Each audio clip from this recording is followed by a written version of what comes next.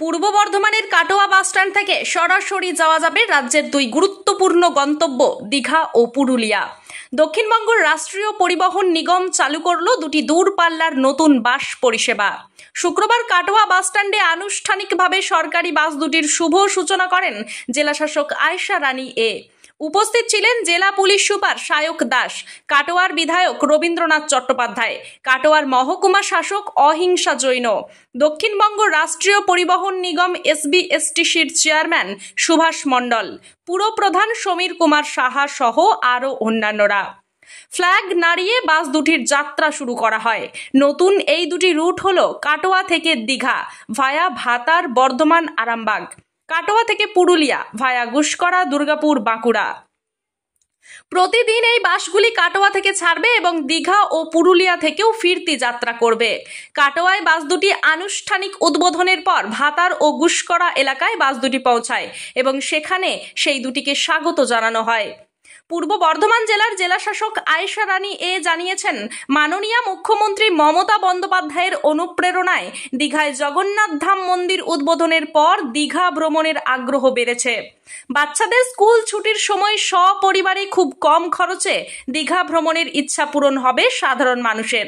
সহজেই দীঘা যাতায়াতের সুবিধার জন্য দক্ষিণবঙ্গ রাষ্ট্রীয় পরিবহন সংস্থার উদ্যোগে তাই বাস পরিষেবা চালু হলো। দক্ষিণবঙ্গ রাষ্ট্রীয় পরিবহন সংস্থার চেয়ারম্যান সুভাষ মণ্ডল জানিয়েছেন, দীঘায় মন্দির উদ্বোধনের পরই রাজ্যের বিভিন্ন প্রান্ত থেকে অল্প খরচে দীঘা যাতায়াতের ব্যবস্থা নিচ্ছেন মুখ্যমন্ত্রী। মুখ্যমন্ত্রীর লক্ষ্যকে বাস্তবায়িত করতে দক্ষিণবঙ্গ রাষ্ট্রীয় পরিবহন সংস্থা ধারাবাহিকভাবে বিভিন্ন রুটের নতুন বাস পরিষেবা চালুর ব্যবস্থা করছে। এর ফলে প্রত্যন্ত গ্রাম অঞ্চলের মানুষেরা সহজেই দীঘা ভ্রমণের সুবিধা পাবেন। শেখ মিলনের রিপোর্ট, সোজা কথা নিউজ, পূর্ব বর্ধমান। যোগাযোগ এটা শুরু হলো কি কারণে কি বলবেন?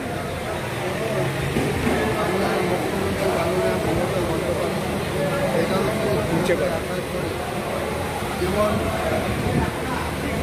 মানুষের সার্বিক উন্নয়নের কথা ছাড়া তিনি যেটা বললেন যে পরিবহন এই সুযোগ যেন জঙ্গলমহলের মানুষ, পশ্চিমবাংলার সমস্ত গ্রাম অঞ্চলের মানুষ সমানভাবে সুযোগ পায়, তার কথাকে মান্যতা দিয়ে আমাদের দক্ষিণবঙ্গ পরিবহন নিগম যে সংখ্যায় বাস চালাতো সেই বাসের সংখ্যা আস্তে আস্তে প্রায় 750-এর উপরে আজকে দাঁড়িয়েছে এবং পশ্চিমবাংলার সমস্ত গ্রাম অঞ্চলের মানুষ, জঙ্গলমহলের মানুষ এই পরিষেবা পাচ্ছে।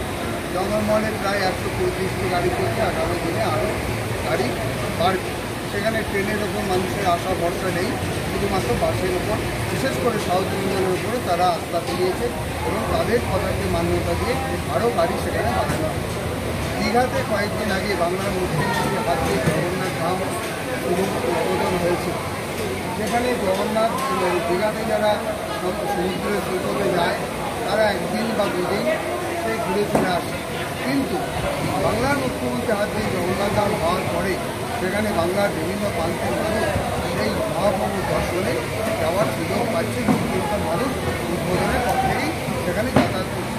এখন দক্ষিণবঙ্গ পরিবহন শুধু নয়, SBSTC বা WBTC তারা বাংলার মুখ্যমন্ত্রী অনুপ্রেরণায় চেষ্টা করছে বাংলার বিভিন্ন প্রান্তের মানুষ যাতে অনায়াসে কম ভাড়ায় সেখানে যেতে পারে। ইতিমধ্যে দক্ষিণবঙ্গ পরিবহন নিগম আমরা আসানসোল দুর্গাপুর থেকে যেমন দীঘা চালাই, বর্ধমান থেকে যেতে চলতো নাইট সার্ভিস শুরু করেছে, এদিক থেকে কালনা থেকে দীঘা শুরু হয়েছে, বিমারি থেকে দীঘা শুরু হয়েছে, আমাদের কাটোয়া থেকে আজকে শুভ উদ্বোধন হলো, আর বহরমপুর থেকে শুরু হয়ে গেছে, আমাদের তারাপীঠ থেকে শুরু হয়েছে, শিলিগুড়ি থেকে শুরু হয়েছে, আর কলকাতা থেকে তো চলেই, বেলঘড়িয়া থেকে চলে, গড়িয়া থেকে চলে, হাবড়া থেকে চলে। আগামী দিনে করিমপুর যে জায়গাগুলো ফাঁকা আছে, ঝাড়গ্রাম থেকে আবার দীঘা নতুন করে আমাদের শুরু হবে, আর বেলদা থেকে দীঘা শুরু হবে, পুরুলিয়া থেকে দীঘা ডাইরেক্ট আমাদের কয়েকদিনের মধ্যে শুরু হবে এবং নর্থ বেঙ্গলের সঙ্গে আমরা যোগাযোগ বাড়িয়েছি। কলকাতা থেকে শিলিগুড়ি, আমাদের দুর্গাপুর থেকে শিলিগুড়ি, বাঁকুড়া থেকে শিলিগুড়ি, আসানসোল থেকে শিলিগুড়ি, আগামী কয়েকদিনের মধ্যে বহরমপুর থেকে শিলিগুড়ি চালু হবে এবং কাটোয়া থেকে আরেকটা নতুন রুট এখানকার সরাসরি যোগাযোগ ছিল না বাঁকুড়া পুরুলিয়ার সঙ্গে, সেটাও আর কি শুভ উদ্বোধন হলো। আমাদের ডিএ ম্যাডাম ছিলেন, এসপি সাহেব ছিলেন, আমাদের সকলের অভিভাবক সদ্য রবিদা ছিলেন, আরও অনেকেই ছিলেন। হ্যাঁ, তাদের মাধ্যমে আমাদের মাস ইউনিয়ন প্রেসিডেন্ট আমাদের নারদা ছিলেন।